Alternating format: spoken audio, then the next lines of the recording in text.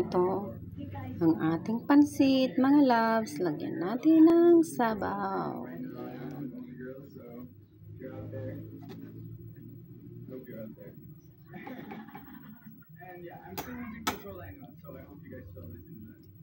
Yes, we will listen to that.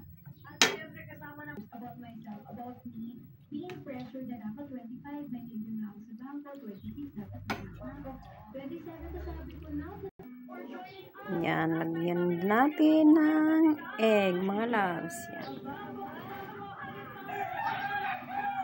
Lagyan din natin ng sibuyas. Lagyan na din natin ng pipino, mga loves.